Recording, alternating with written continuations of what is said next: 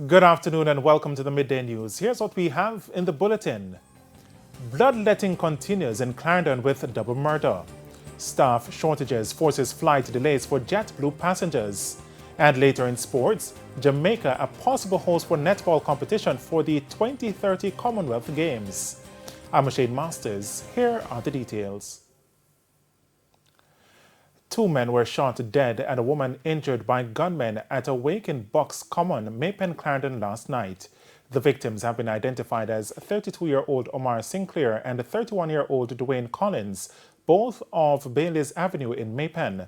Now, about 10:45 persons were gathered at the wake for 26-year-old Ryan Murray, who was killed during an alleged shootout with the police on May 26. Men armed with handguns and rifles approached on foot and opened fire. When the gunfire subsided, 3 persons had bullet wounds. They were taken to hospital by the police, where Mr. Sinclair and Mr. Collins were pronounced dead. The police say the injured woman discharged herself from the hospital. Over 26 spent casings were retrieved from the scene of the shooting.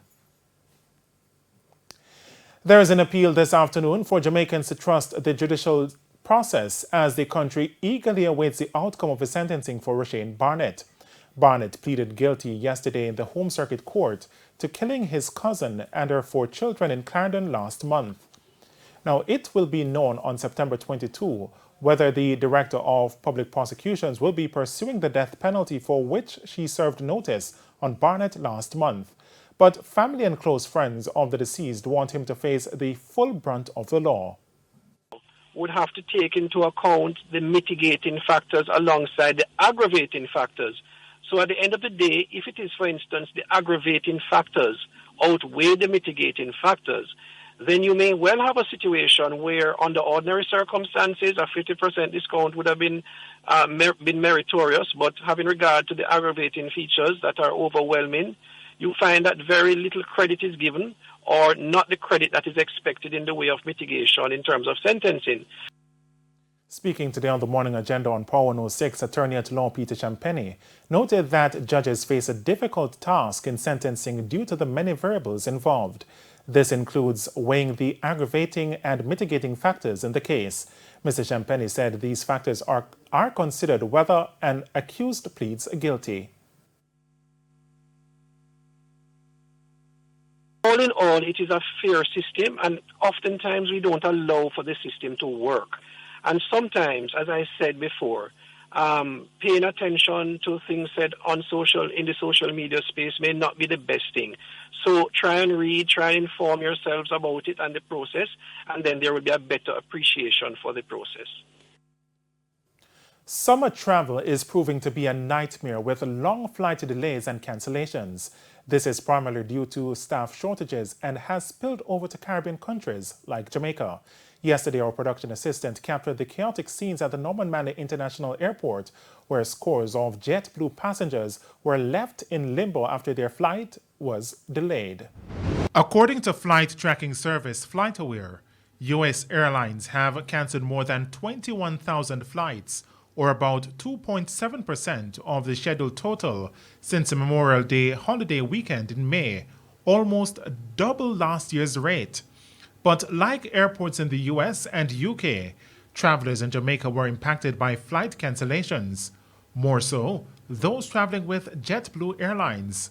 The passengers told us they were at the Norman Manley International Airport from as early as 1 p.m. for their 5:30 p.m. flight. However, there were delays. Been here since after 2. Checked in. The flight was delayed until 7:40. Then I kept getting updates and it keep pushing back. Now the last update was 3 a.m. Now they telling us 9 o'clock tomorrow morning. This is disgusting. Them of us out like sitting ducks, like eggless chicken. No one coming down here to tell us anything. Nobody not coming down here to tell us what to do, what not to do, or nothing at all. No management, no nothing. All them doing is walking up and down, and no one telling us what to do. This is foolishness. It says $750 just to stand up on my foot from 2 o'clock until now. It is 8:26 p.m. $750 for stand up with no information and not travel upon JetBlue again. Then minutes to 9 p.m., this announcement via the PA system. Their flight has been delayed due to crew illegality. The aircraft is now scheduled to depart Kingston at 9:30 a.m. We are currently on the phone seeking hotel accommodations in and around the corporate area. But that announcement did not sit well with the passengers, especially for Simone Horton, who had work this morning. She was in the island for a funeral. The flight is delayed until Friday, 9:30 a.m. I have to be at work at 8 o'clock. How does that work? When we checked at 9:44 this morning, the airplane was being boarded.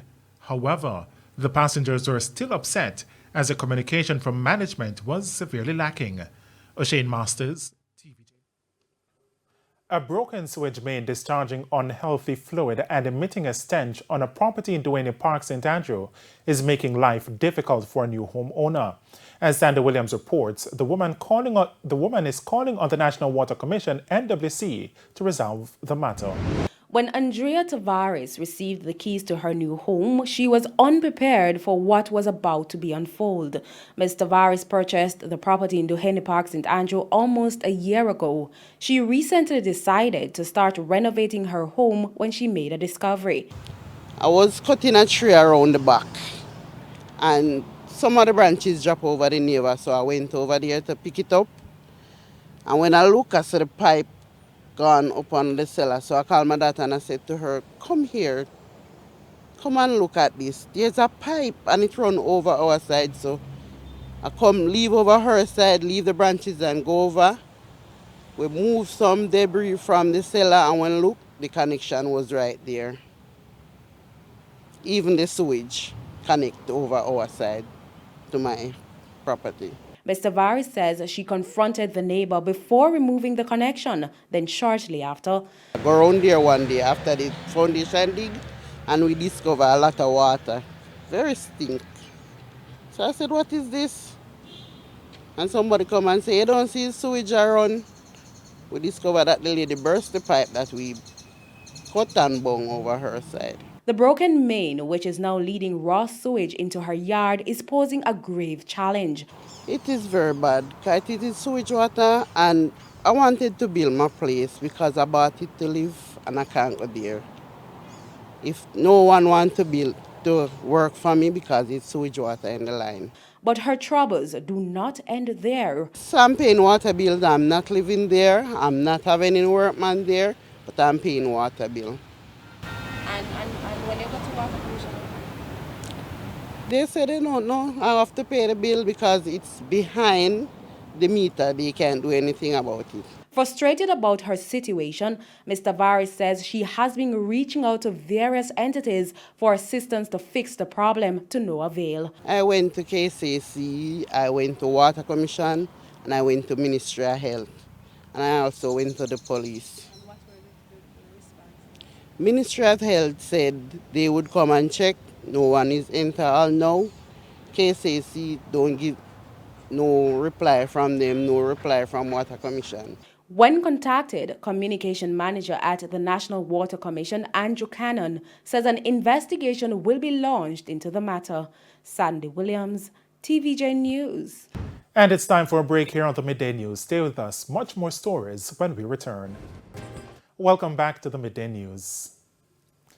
As Jamaica looks to celebrate its 60th year of independence, at least one member of parliament says this is the opportune time for a rebirth of the country. MP for East Central St. James, Edmund Bartlett, says there can be no growth in dysfunction, which is now rife across the island. Cannot continue to grow up a society of people who do not know how to deal with conflicts and how to solve problems and social problems, how to reconcile differences at home, and how to use words to soothe pain and sorrow instead of the sticks, the rod, the machine, and the gun. It's why he's calling for a new educational thrust, which he says will help to build a better Jamaica in the future. He was speaking at the handing over ceremony of some 300 scholarships in his constituency on Wednesday evening. Children have to be protected and guided in this new digital age, from being swamped by this turbulent upsurge of information that is capable of confusing their minds. And this is why the education system has to be reformed. The scholarships donated valued approximately $13 million and will assist with tuition and other back-to-school expenses. Amidst backlash about the excessive fines for motorists using indecent language to transport inspectors, the Transport Minister says steps are being taken to adjust sections of the new Transport Authority Act. Audley Shaw was addressing a defensive driving seminar for the public transport sector held in Manchester recently. Carefully, and we realized that there was need for some adjustment there, because I think the perception is that 500,000 would be kind of a room that the judge would have to make a decision. And those adjustments will be that the present situation where offensive and calumnious language which now sees a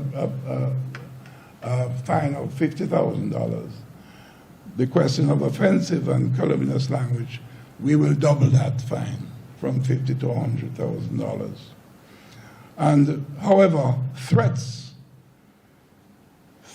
made to our transport regulators and other people, those will see a larger fine of up in the region of perhaps about $200,000 to $250,000.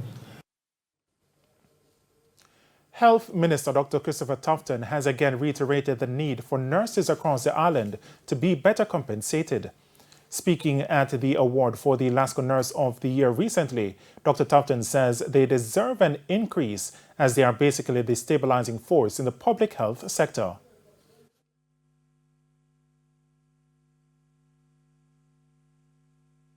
I empathize with you on the salary package that you get at the end of the month. I know you don't believe me, but mine not much better than yours. Can I get an amen for that? I know I won't get the amen. I kind of feel I won't get the amen. But it's true.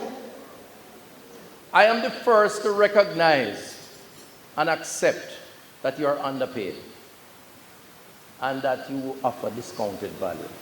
I will say that on the highest mountaintop. I would never pretend that you get all that you deserve, because you don't. And the truth is, we must try harder. Now, Dr. Tufton says he's hopeful that the reclassification exercise, which is now being carried out by the Ministry of Finance and the Public Service, will address the issues of remuneration for the island's nurses.